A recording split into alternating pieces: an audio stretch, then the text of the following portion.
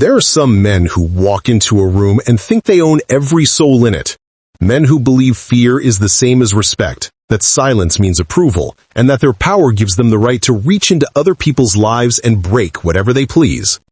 My boss was one of those men. And the day he fired my girlfriend for not sleeping with him was the day he unknowingly signed his own divorce papers. If you've ever had someone abuse their authority, if someone has ever humiliated you just because you couldn't fight back at the time, then you're going to understand exactly why I did what I did. Like the video, subscribe if you love justice served ice cold, and let's get into the story. I used to believe the world was mostly reasonable, that if you worked hard, stayed decent, and didn't stir up unnecessary trouble, most people would reciprocate with at least some basic respect. But then I met him. My boss, let's call him Dale, was the kind of man who walked around like the universe was paying him rent just to exist. He had this crisp, calculated confidence, the kind that wasn't earned, but demanded. He'd strut across the production floor with his chest out, shirt sleeves rolled to the elbows, Rolex glinting under the fluorescent lights like a warning signal. People didn't just step out of his way, they flinched out of his way. And Dale loved it.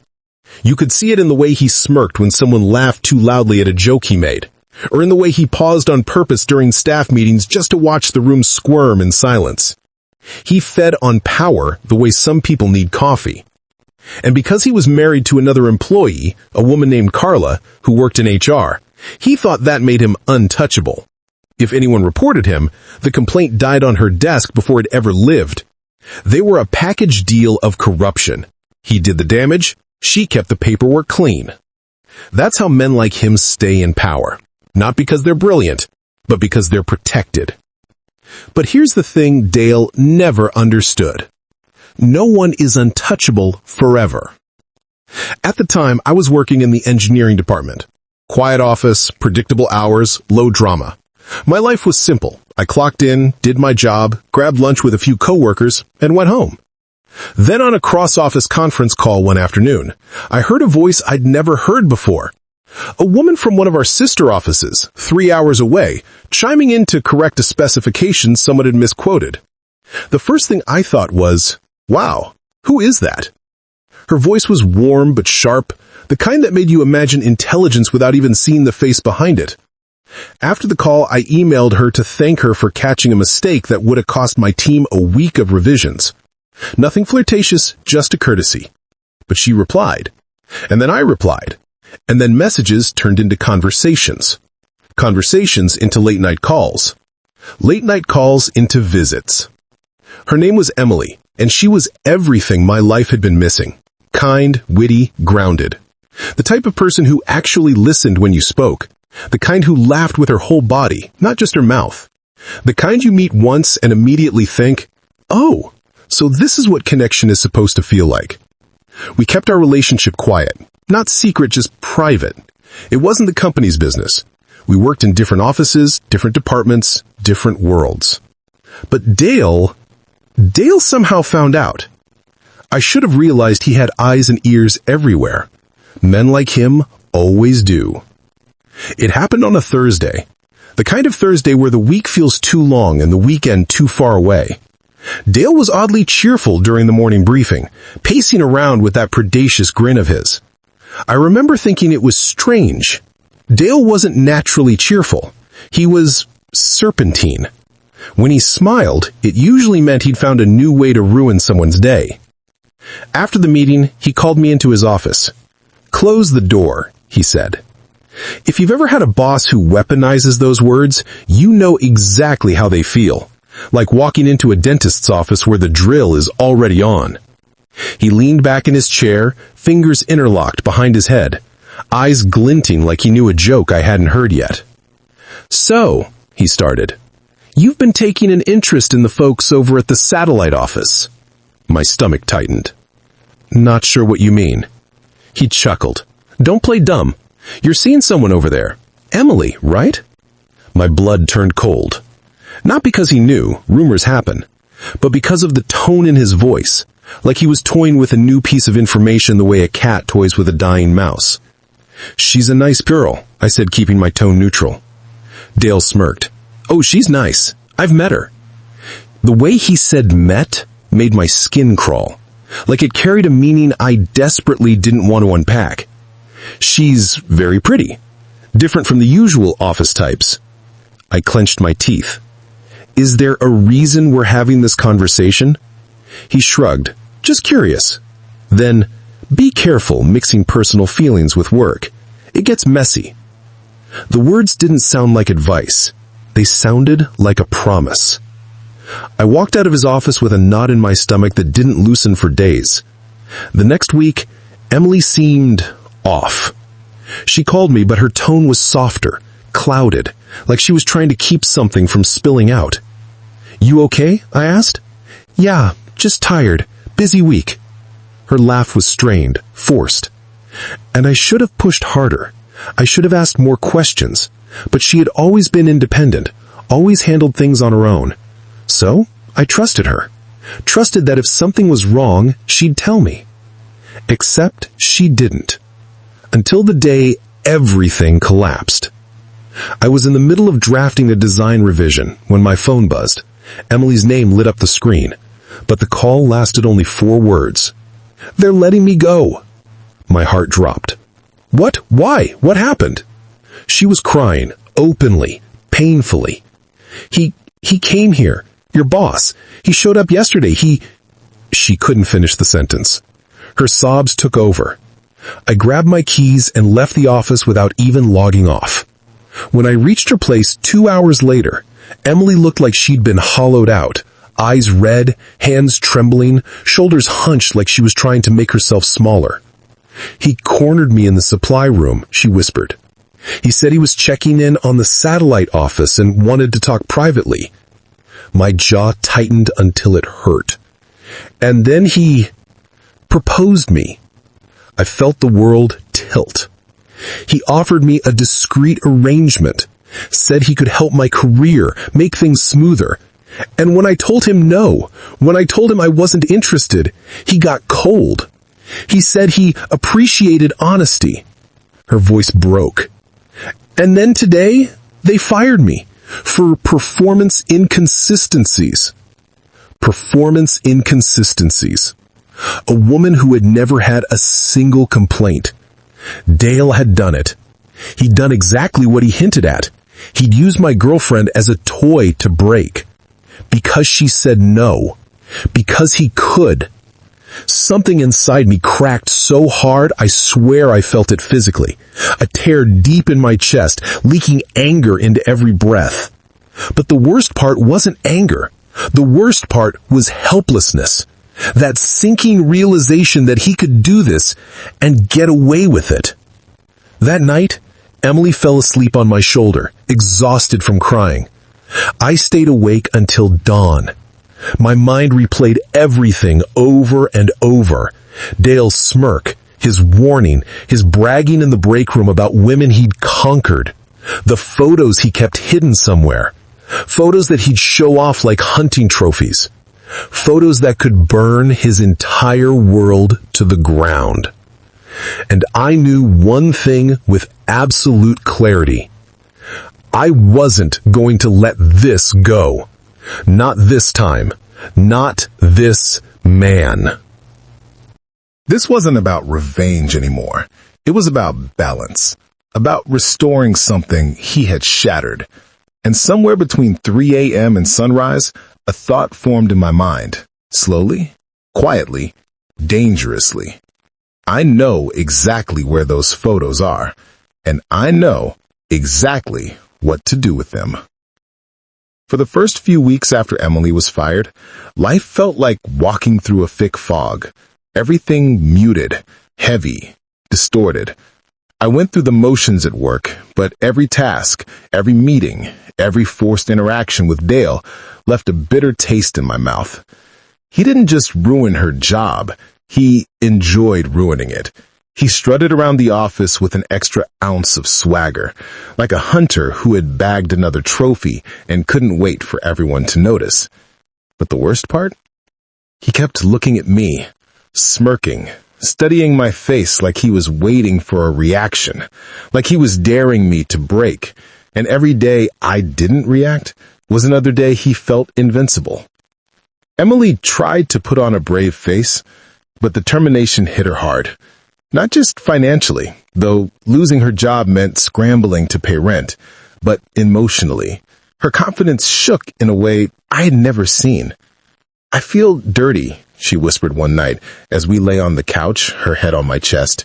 Like he reached into my life and twisted something. "He didn't break you," I told her softly. She didn't answer. She just held on a little tighter. I didn't sleep that night, or many nights after. Every time I closed my eyes, I saw Dale leaning back in his chair, smirking like he owned the world. I needed to do something, anything, but everything I thought of felt impossible. He was protected, insulated, surrounded by people who either feared him or benefited from him.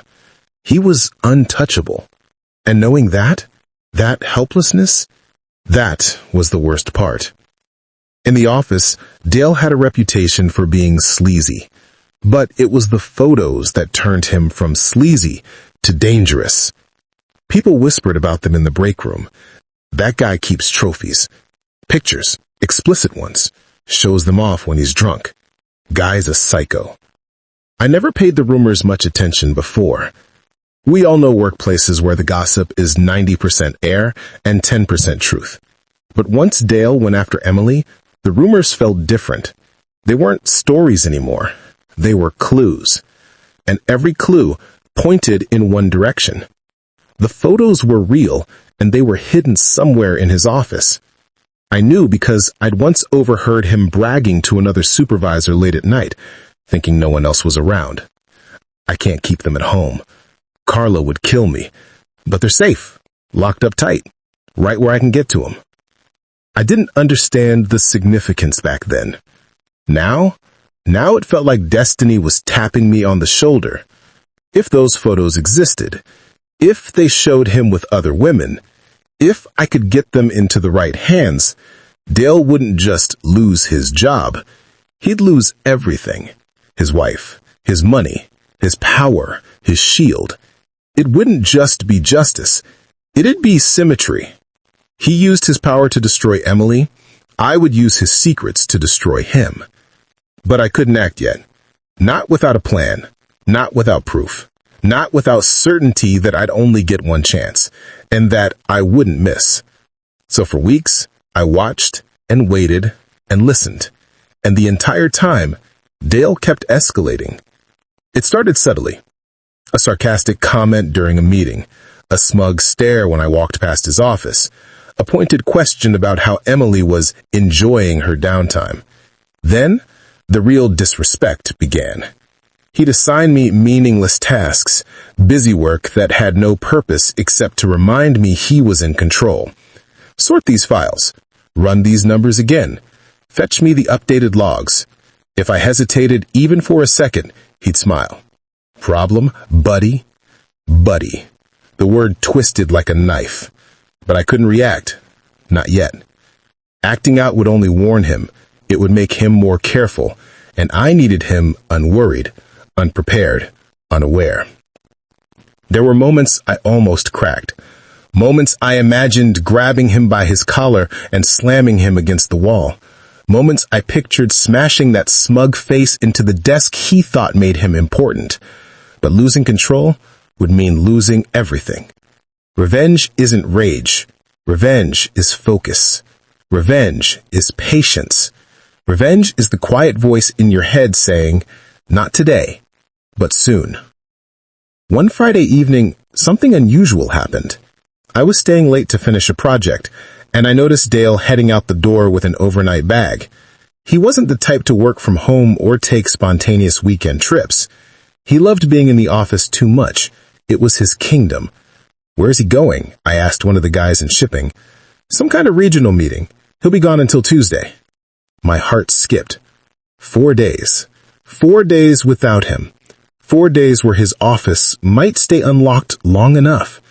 4 days where fate might finally open a door. But I couldn't just break in, not without getting caught on cameras. I needed the exact time the office would be unlocked. And there was only one time that ever happened, when the cleaning crew came through. They unlocked every office to empty wastebaskets, vacuum, and wipe down surfaces. All I had to do was wait. I signed up for Saturday overtime, pretending I needed extra hours. No one questioned it. I brought a thermos of coffee, a half-hearted smile, and enough nerves to power a small city. The office was quiet, eerily quiet. When you remove the usual noise from a place that's normally buzzing, the silence becomes its own kind of pressure. Every tick of the clock felt like someone tapping my shoulder. Every creak in the hallway felt like footsteps. Every shadow looked like a person. And then, at 3:14 p.m., I heard the familiar jingle of keys. The cleaning lady. My pulse skyrocketed. I stood from my desk, grabbed a random blueprint, and forced my legs to move even though they felt like concrete. She greeted me cheerfully. "Hello, working today?" "Yeah," I said, trying to sound casual. "Trying to catch up." She smiled, unlocked Dale's office behind me, emptied his trash, then said the 7 most important words of my entire plan. "Just shut the door when you're done." My throat dried. When she left, the hallway felt painfully long and unbearably loud. Every footstep echoed. Every breath felt too big. I waited until she disappeared into accounting. Then, I walked into Dale's office. His office smelled like expensive cologne and ego. Leather chairs, mahogany desk, framed awards he probably bought himself. I closed the door gently, too gently. My hands were trembling. For a moment, I just stood there staring at his desk like it was an unexploded bomb. This was it. Years of him mistreating people, months of torment, weeks of planning. It all came down to this. I pulled open the first drawer. Pens, sticky notes, paper clips. Nothing. Second drawer. Invoices, files, receipts. Nothing. Third drawer. Technical manuals. Spare keys. Not his own office key. Still nothing. My heartbeat was a roar in my ears. What if it was all a rumor? What if I misheard him? What if I was wrong? Then, I opened the final drawer. The bottom one. The one pushed farther back under the desk. The one that required tugging because it stuck halfway. Inside was a stack of folders, invoices, receipts, and then, at the very back, an envelope thick enough to stop a bullet. My breath caught. I reached for it. The envelope was heavy. Too heavy. I opened the flap, and my stomach flipped, because inside, stacked tightly, bound by a rubber band, were hundreds of photographs. Explicit photographs. Him. Women. Multiple women. Different locations, different dates. His face clear as day. His wedding ring gleaming. His smile unmistakable. And the women? Not one of them was his wife. Not even close. My hands shook so violently I almost dropped them. This was real. This was damning. This was nuclear. And there, right at the top, was a photo that would become the beginning of his end. Dale, grinning at the camera, while a woman with bright red hair kissed his neck. His wife was blonde, and she was ruthless. A perfect combination. I slipped the entire stack into my backpack, sealed the envelope, and returned everything else exactly as I found it. When I stepped out of his office, the air tasted sweeter. I felt invincible. But I didn't know yet that revenge rarely comes without its own surprises. When I left the building that Saturday, the photos in my backpack felt like carrying a live grenade, deadly, powerful, humming with potential energy. One wrong move, one accidental drop, and everything could blow up in my face. I remember sitting in my car for 5 full minutes before turning the key. My hands rested on the steering wheel, but I wasn't breathing. I wasn't moving. I wasn't even thinking. I was calculating. And not for the first time, I asked myself, are you really going to do this? Because let me be clear, this wasn't some impulsive tantrum or petty office drama. This was the type of revenge that would shatter a man's life into sharp, painful pieces. It would ripple outward, affecting the people around him, his finances, his reputation, his marriage. This was scorched earth. But he earned every inch of hell coming his way. Emily's shattered confidence, her stolen job, his smirk, his entitlement, his whisper campaign, his arrogance. He had crossed a boundary that decent human beings don't cross. And once someone steps that far into darkness, they don't get to complain when they become a casualty of their own choices. But still, I needed to be sure. So I went home, sat on the living room floor, and spread the photos across the carpet like a macabre deck of cards. There were dozens. No, hundreds. Women with dark hair, women with red hair, younger women, older women. Some looked bored, some uncomfortable, some definitely not sober. And Dale was in every last one of them. Same watch, same smirk, same ring, same disgusting pride. Emily came out of the bedroom groggy and half asleep, rubbing her eyes. "What are you doing up?" she asked. Then she saw the pictures. Her eyes widened. Her breath hitched. Her hands flew to her mouth. "Oh my God! Oh my God!" I gathered them in a stack and held them against my chest. "This is what he hides," I said quietly. "This is who he really is." She sat beside me on the floor, leaning against my shoulder. "So what now?" And there it was, the question of questions. Because now that I had the evidence, now that the playing field had leveled, I needed a plan more airtight than the photos themselves. I couldn't mail them from the city we worked in. Too obvious. I couldn't be spotted near a post office close to their home. Too risky. I couldn't send them all. Too traceable. I needed the perfect blend of exposure and anonymity. And I needed to be patient. There's something strange that happens when you go from powerless to powerful, when the balance of injustice suddenly tilts in your favor, when the bully doesn't know you're holding his lifeline in one hand and scissors in the other. A quiet confidence settles over you, a stillness, a certainty. For weeks, I'd felt small, angry, helpless. But now I felt calm, grounded, unshakable. Like I was finally holding the pen to rewrite the story he thought he could force me into. Every time Dale swaggered through the office, I watched him with detached curiosity, like a scientist studying a specimen that had no idea it was already dissected. He barked orders at people, he flirted with new hires, he bragged loudly in the break room. He insulted the older employees behind their backs. He winked at me like he owned me. But none of it mattered anymore. Let him play king. He had no idea the guillotine was already built. A revenge like this needed precision, and precision requires information. So over the next few weeks, I paid attention. Not to Dale's voice, not to his actions, but to his patterns.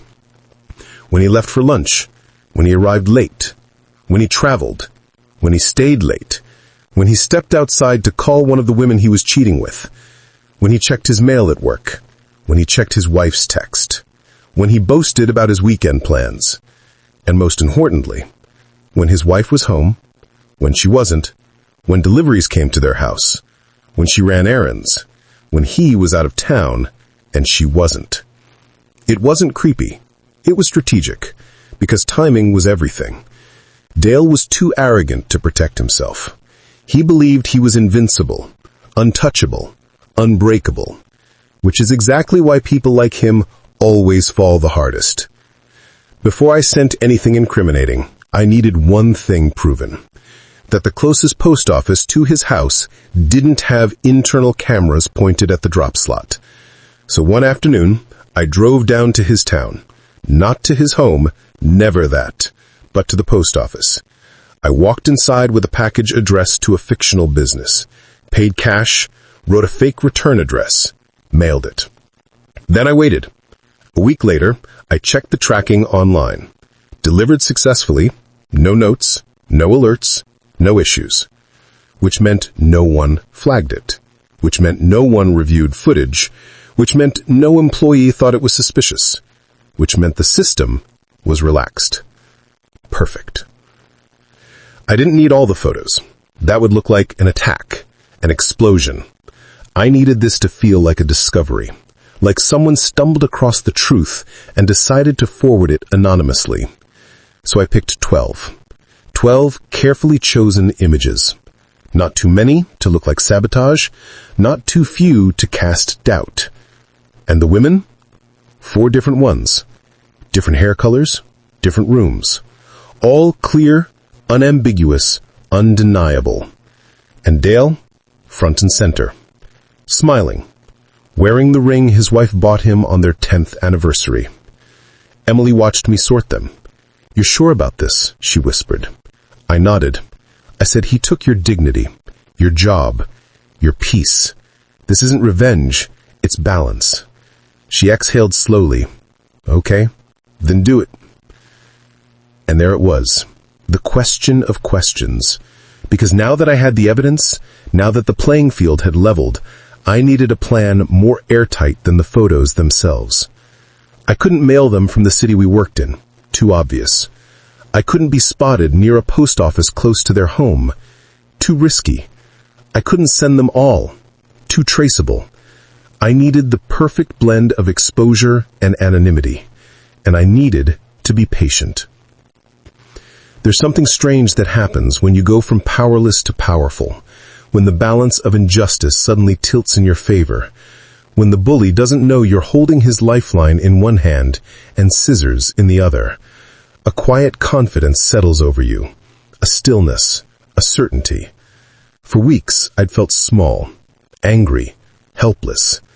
But now I felt calm, grounded, unshakable. Like I was finally holding the pen to rewrite the story he thought he could force me into. Every time Dale swaggered through the office, I watched him with detached curiosity, like a scientist studying a specimen that had no idea it was already dissected. He barked orders at people, he flirted with new hires, he bragged loudly in the break room, he insulted the older employees behind their backs, he winked at me like he owned me. But none of it mattered anymore. Let him play king. He had no idea the guillotine was already built. A revenge like this needed precision, and precision requires information. So over the next few weeks, I paid attention. Not to Dale's voice, not to his actions, but to his patterns. When he left for lunch, when he arrived late, when he traveled, when he stayed late, when he stepped outside to call one of the women he was cheating with, when he checked his mail at work, when he checked his wife's text, when he boasted about his weekend plans, and most importantly, when his wife was home, when she wasn't, when deliveries came to their house, when she ran errands, when he was out of town, and she wasn't. It wasn't creepy. It was strategic, because timing was everything. Dale was too arrogant to protect himself. He believed he was invincible, untouchable, unbreakable, which is exactly why people like him always fall the hardest. Before I sent anything incriminating, I needed one thing proven: that the closest post office to his house didn't have internal cameras pointed at the drop slot. So one afternoon, I drove down to his town, not to his home, never that, but to the post office. I walked inside with a package addressed to a fictional business, paid cash, wrote a fake return address, mailed it. Then I waited. A week later, I checked the tracking online. Delivered successfully, no notes, no alerts, no issues. Which meant no one flagged it. Which meant no one reviewed footage. Which meant no employee thought it was suspicious. Which meant the system was relaxed. Perfect. I didn't need all the photos. That would look like an attack, an explosion. I needed this to feel like a discovery. Like someone stumbled across the truth and decided to forward it anonymously. So I picked 12. 12 carefully chosen images. Not too many to look like sabotage.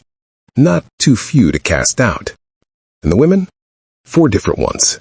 Different hair colors. Different rooms. All clear, unambiguous, undeniable. And Dale? Front and center. Smiling. Wearing the ring his wife bought him on their 10th anniversary. Emily watched me sort them. "You're sure about this?" she whispered. I nodded. "He took your dignity, your job, your peace. This isn't revenge. It's balance." She exhaled slowly. "Okay, then do it." The universe has a strange way of cooperating when justice is overdue, because not even a week later, Dale announced casually in the morning meeting, "All right, team, I'm out Tuesday to Friday for the regional conference. Try not to burn anything down." He laughed at his own joke. Everyone else forced awkward smiles, but my heart hammered with anticipation. 4 days. 4 days out of town. 4 days during which his wife would be home alone. 4 days before he'd even realize something had arrived in the mail. The perfect window. I spent Monday night preparing the envelope. Plain brown, no handwriting, typed label, no return address. Photos inside wrapped in a generic sheet of paper, folded twice, sealed with moisture instead of tape.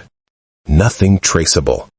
When I was done, the envelope looked harmless, ordinary, unremarkable, almost innocent.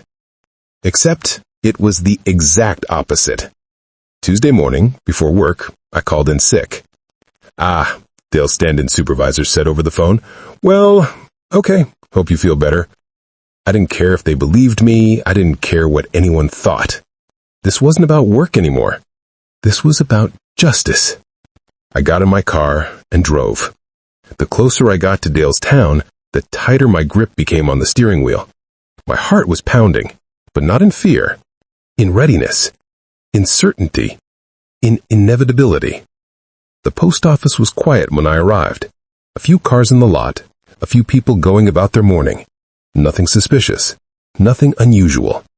I parked on the far side of the lot, walked calmly toward the building, envelope in hand, sunglasses on my face.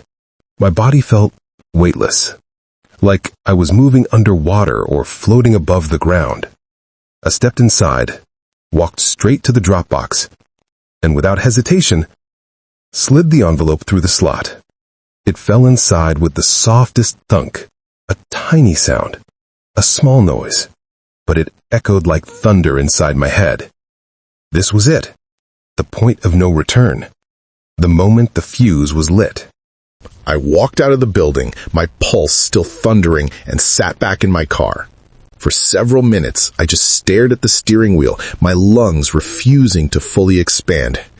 Everything was about to change. One envelope, one mailbox, one truth delivered straight into the hands of the woman with the most power over Dale's life. I started the car. I drove away, and I told myself, now we wait. Dale returned Friday morning, and something was different. He didn't walk in with swagger. He didn't bark orders. He didn't flirt. He didn't smirk. He just went straight to his office, closed the door, and stayed there for hours. Everyone noticed. Everyone whispered, "He seems off. You think something happened? He looks rough." I sat at my desk pretending to work, but inside adrenaline crashed through my veins like a storm. Had she seen them yet? Had she confronted him? Had she thrown him out? Was he scrambling? Panicking? I didn't know. Not yet. But the silence, his silence, was louder than any scream. Later that afternoon, Dale walked past my desk, and for the first time since I'd known him, he didn't look at me. He kept his eyes on the floor, his shoulders slouched, his face pale, his hands trembling slightly. He looked like a man carrying a secret too heavy to hold. A secret someone had dropped directly into his life with no warning. He shut himself back in his office and didn't come out again. Employees whispered louder now. "Something's wrong. He looks sick. He got a phone call earlier. He just froze. I've never seen him like this." My heartbeat quickened. This was it. The unraveling, the consequences, the beginning of his end. And it was only going to get worse. Much worse. Because I hadn't just exposed his affairs, I detonated a bomb in the middle of his marriage, and the shockwave hadn't even fully hit him yet. The thing about revenge is this. It doesn't hit all at once. It unravels, slowly, predictably, inevitably, like pulling a single loose thread until the whole fabric collapses in on itself. And for Dale, that unraveling began the moment his wife opened that envelope. But the real destruction, that was still coming. It was the following Tuesday, a little after 9 a.m., when I heard the shout. Not a normal shout, not frustration, not anger, a breaking shout, a wounded animal sound from deep in the chest. Dale's office door slammed open so hard it rattled against the wall. Papers fluttered. People froze. And there he was, red-faced, disheveled, eyes bloodshot like he hadn't slept in days. He looked like a man who'd been awake for 72 hours straight, fighting a war he couldn't win. He stormed past everyone's cubicles, phone clamped to his ear, voice cracking as he shouted, "No, Linda, listen to me! Listen!" He reached the hallway. "I said they're old! They're old photos! You know how it was back then! Just come home! Please, please don't do this! Linda! Linda! Linda!" The call ended, not because she hung up, but because he dropped his phone. It clattered to the floor. He didn't pick it up. He just leaned against the wall with both hands, head bowed, chest heaving like he was struggling to breathe. People stared, whispered, watched the office tyrant crumble in real time. And I sat at my desk, expression neutral, heart pounding so loud I thought someone might hear it. Because this wasn't victory yet. This was just the first crack. After the hallway meltdown, Dale didn't go home. He went to his office, shut the door, and stayed there. It was 3 hours before the next domino fell. The receptionist gasped. Everyone turned. A woman was storming through the lobby, fist clenched, jaw tight, walking like she was fueled by pure fury. Dale's wife, Linda. She didn't even wait for anyone to speak. She marched straight toward his office like she'd been navigating this building her whole life. Someone tried to greet her. She ignored them. Someone tried to stop her. She didn't even break stride. She reached Dale's office door, the one he always kept locked, and she pounded. "Open the door, Dale!" Silence. Bang. Bang. Bang. "Open it, you coward!" After a few seconds of suffocating quiet, the lock clicked, and the door creaked open just an inch. She shoved it the rest of the way, and then the screaming started. We couldn't hear every word, but we heard enough. "You filthy! How long? How many? You humiliated me! You brought diseases into our home! I trusted you! These pictures! How dare you! You pig! You disgusting pig! We are done!" A chair slammed. Something glass shattered. Dale begged, actually begged so desperately it was almost pathetic. "Baby, please, please." "No. No more. I'm done protecting you." There was a pause. Long, heavy, final. And then Linda's voice, calm, low, terrifying.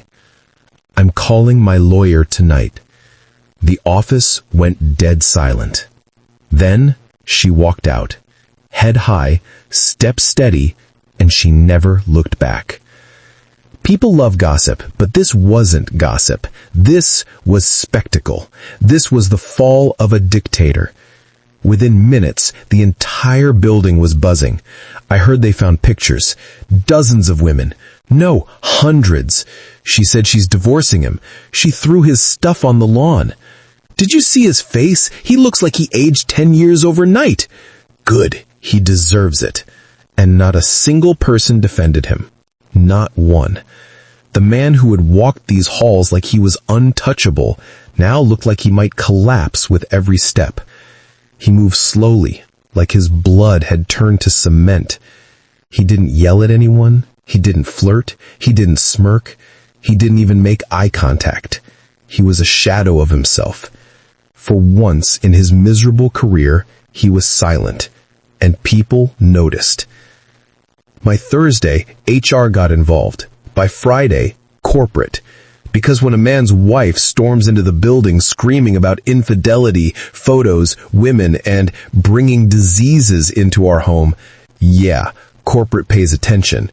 Dale was called into a meeting with 3 HR reps, a regional manager, and someone from compliance. The glass walls of the conference room offered no privacy. We couldn't hear everything, but we could see it. His face turning white, then red, then the shade of a dying sunset. His hands shaking, his head in his hands, his voice rising, then pleading, then cracking. The meeting lasted 2 hours. When he finally emerged, everyone pretended not to watch him walk back to his office. But we all watched. He looked hollow, like the soul had been scooped out of him. Over the weekend, the real explosion happened. On Monday morning, Dale didn't show up. On Tuesday, still nothing.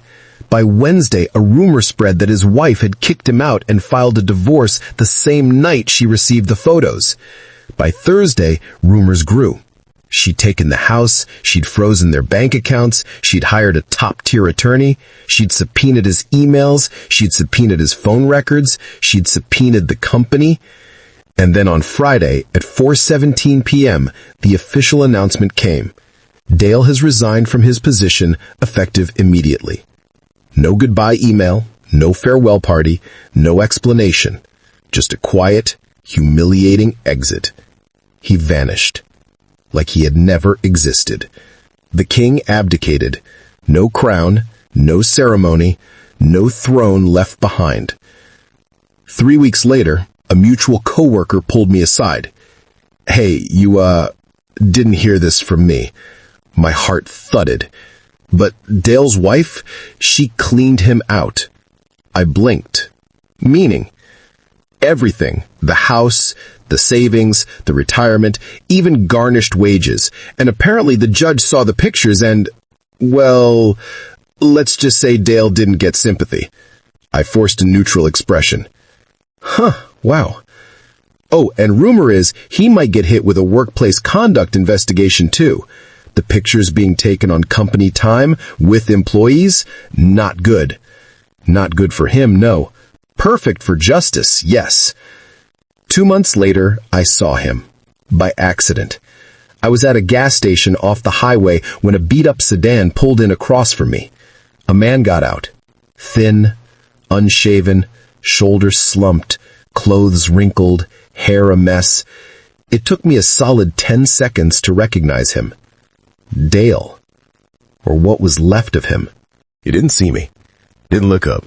Didn't carry himself like the man who once terrorized an entire building. He was just broken. A man hollowed out by consequences he never believed would find him. I watched him for a moment, not out of gloating, but out of amazement. Because I realized then, revenge didn't destroy him. His choices did. I just delivered them to the right doorstep. Emily got a new job within weeks. Better pay, better boss, better everything. She still had days where the memory of what happened stung her, but there was light in her again. Confidence. Strength. She told me one night, "You didn't fix what he did to me, but you made sure he couldn't do it to anyone else." And she was right. That mattered. We moved on. We healed. We built a life. Years later, when we got married, there was a moment during our vows. She squeezed my hands and whispered, "Thank you for standing up for me when I couldn't." I didn't respond. I just held her hands tighter, because in that moment I understood something deeply, quietly true. Revenge isn't about destruction. It's about restoring balance. And balance had been restored. Perfectly. Permanently. Irreversibly. If you've ever been pushed down by someone who thought they could get away with it, if you've ever been wronged by someone in power, if you've ever had to watch someone you love suffer because of another person's arrogance, then let this be your reminder. Bad people destroy themselves eventually. Some just need a little help finding the cliff. If you stayed with me until now, you're officially part of the story. So do me a favor, hit that subscribe button so you never miss the next chapter. And tell me in the comments, what would you have done in my place? And never forget, Revenge isn't cruelty. Revenge is clarity. Revenge is balance.